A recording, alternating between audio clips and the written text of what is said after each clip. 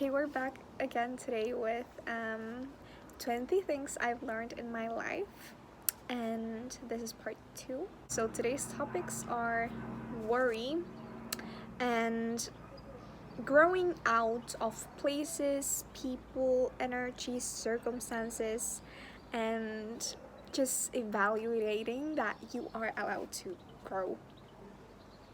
Overall grow.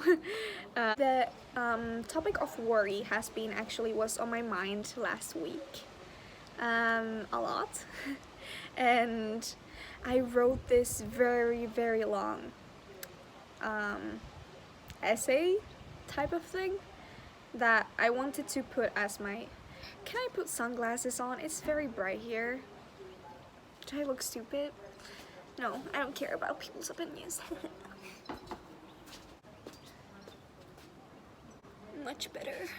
And I wanted to post that little essay thing that I wrote on my Instagram, but it was too long, so I was like, okay, I might as well do incorporate it in a video. So how I got to write about it was I caught myself worrying last week and having worry thoughts, and I was like, Emma, this is not okay. Like, we need to stop this. Like, don't do that. Don't go there. Because it doesn't really give me anything. Like, usually people always go, like, if they think about something, they think about, like, oh, but what if it goes wrong? What if it doesn't go like I wanted? What if this and this happens? What do I do then? What if? But what if everything goes as you had thought about? Like the best case scenario. Because we humans, we are always thinking about the worst case scenario. And why is that? It's because we've been programmed to that. Like, I can't really blame myself either. Even now that I've been for 2 years, 1 year even more intensive. Like, it gets more intensive as time goes by, and I learn all the time. But like, for 2 years I've been trying to reprogram my mind, and I'm still falling into those traps. Why? Because that was how I was taught for 18 years of my life. Don't worry for every single little thing. But like, it's so funny that the chances are 50-50 of getting the best case scenario or the worst case that is actually not even the worst. But we usually think about always the things that could go wrong, just because negativity, unfortunately, in that sense, is more powerful for our minds and for our egos, because our mind is just trying to keep us safe. But like, there is the same amount of possibilities for you to get that best case scenario. Like, for me, for example, I told about this in my previous video. My Snapchat remind me about last year. I had this photo of me. I had just worked out and just probably was in my thoughts, and I wrote there, I was like, I wonder where will I be where will I live in 8 months. And I remember worrying at that time so much. And the thing is that most of the worry that I had was coming from the outside, from people around me. Because, like, of course, for example, my parents, their job is to, like, of course they want the best for me. If you're watching, Mom and Dad, I love you guys, but please don't worry. So yeah, of course, like, parents always want the best for us, but like, close people around us, they affect on how we were thinking. But I'm happy that I didn't get that too much in my head, because I had this feeling that I know that I will be okay. I know that what is meant for me to happen will happen. And I'm so proud and happy that I trusted that side of me and was kind of like blindly hoping. But that's the thing, like um, you gotta trust yourself and trust that whatever whatever is meant for you will not go past you. That's also one of the points that I have in my list that I've learned. So like even the worst case would not be like the worst case. With every adversity, there's something you're supposed to learn. You can always take something positive out of them. Like, it's just the way you think of it. And also, like, worrying about the future, does it really give you anything? Like, honestly, no, it doesn't. Because you can't be in the future with your current self.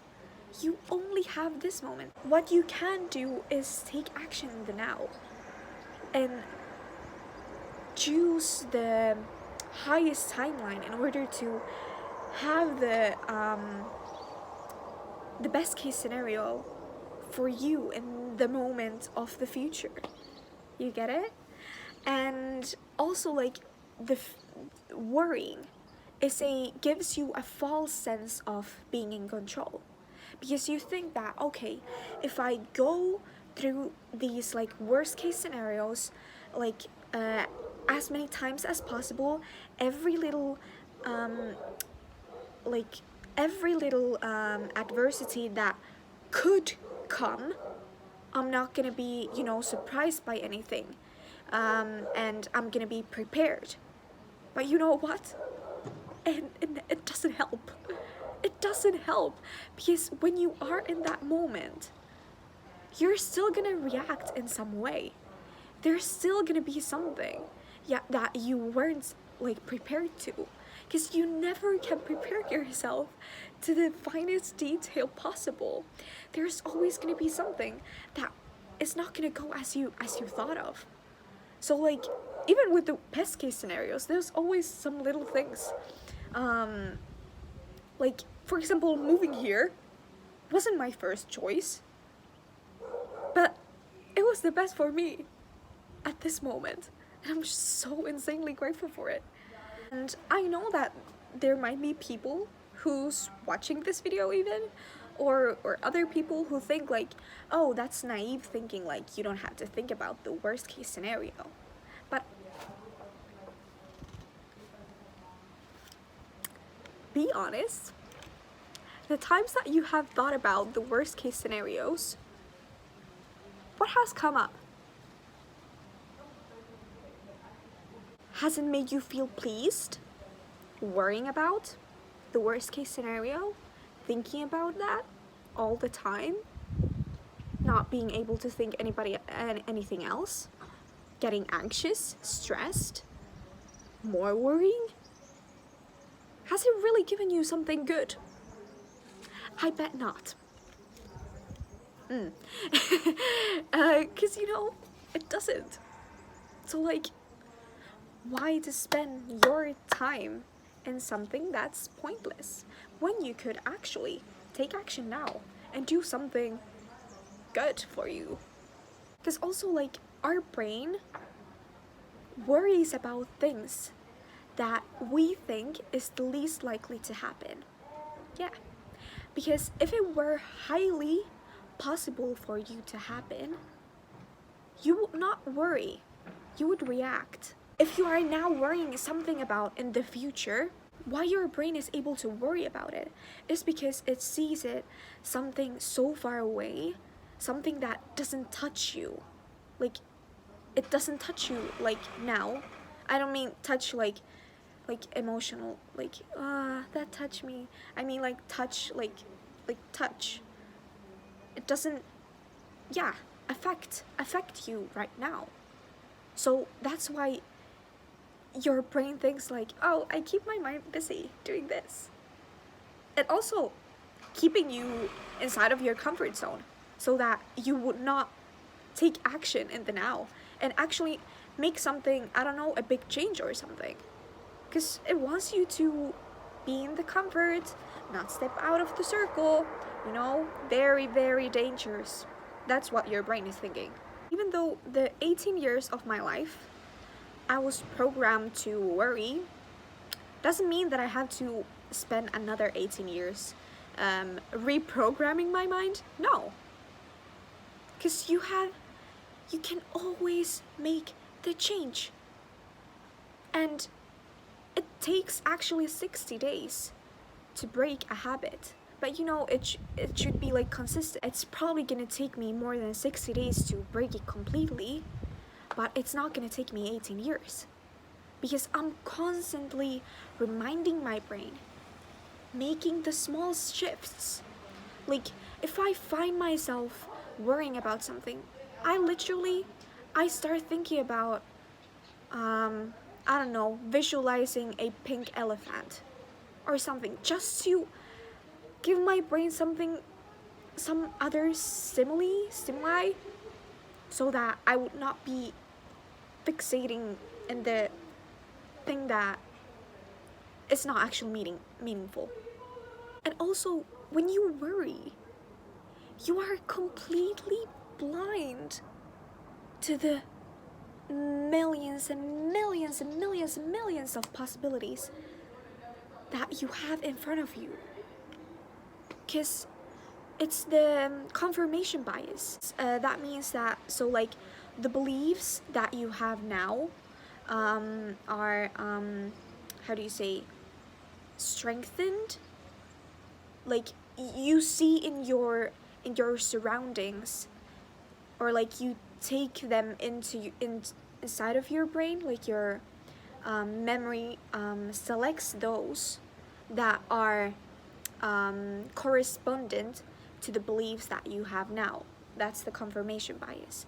So if you have like these limiting beliefs in your brain, that's what you're gonna like accept from the outer world, and just to confirm your beliefs. So you have to break those beliefs. That's why I say to do EFT and affirmations, so that you can break those limiting beliefs and break the pattern in your head. I feel like singing today. So yeah, that's for the topic of worry. Okay, I can now actually be without the sunglasses, so you can see my beautiful eyes. So the next topic topic is, you are allowed to outgrow from places, people, energy, circumstances, etc. You know, you are not meant to be in the same vibrational state for your whole life journey. And yes, that energy vibrational state means also the surroundings, people, circumstances, everything, because everything is energy. I remember having this kind of feeling of guilt at some point when I had moved from my hometown, like where I basically grew up for my whole life.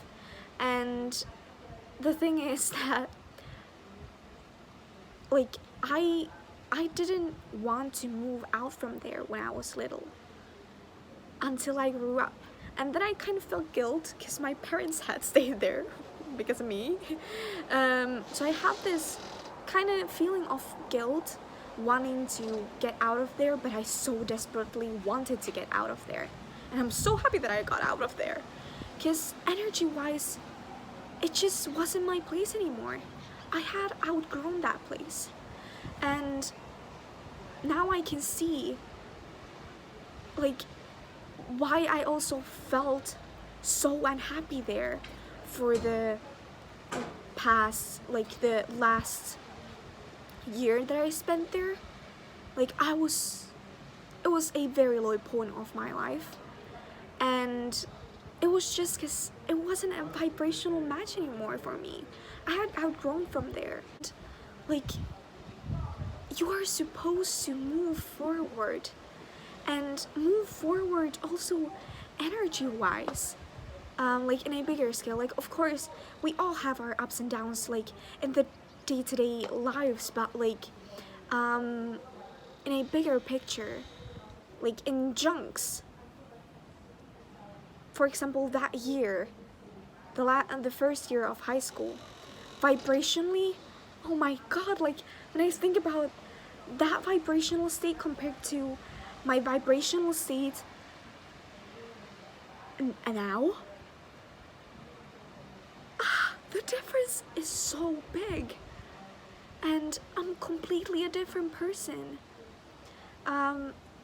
So don't ever feel guilty from outgrowing from somewhere, because at the end of the day, you are the only person that you have. Even like with friends too.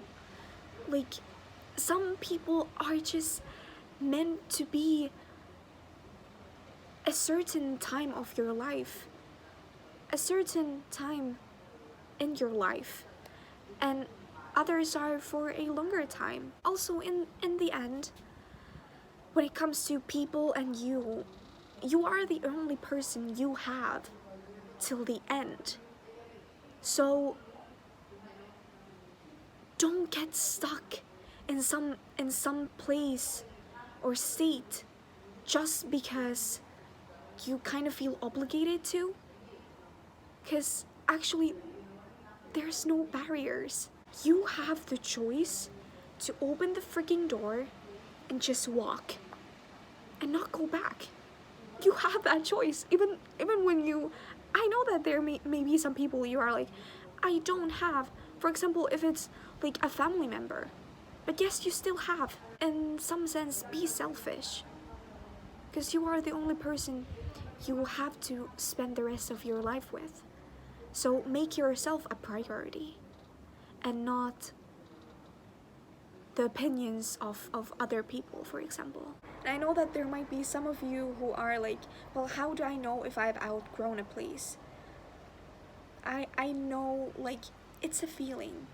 You get a feeling. And I bet that if you're asking that question from you, there might be a chance that you are actually experiencing something that you should just open the door and walk and go to next door and open that door. We all have the intuition abilities in us.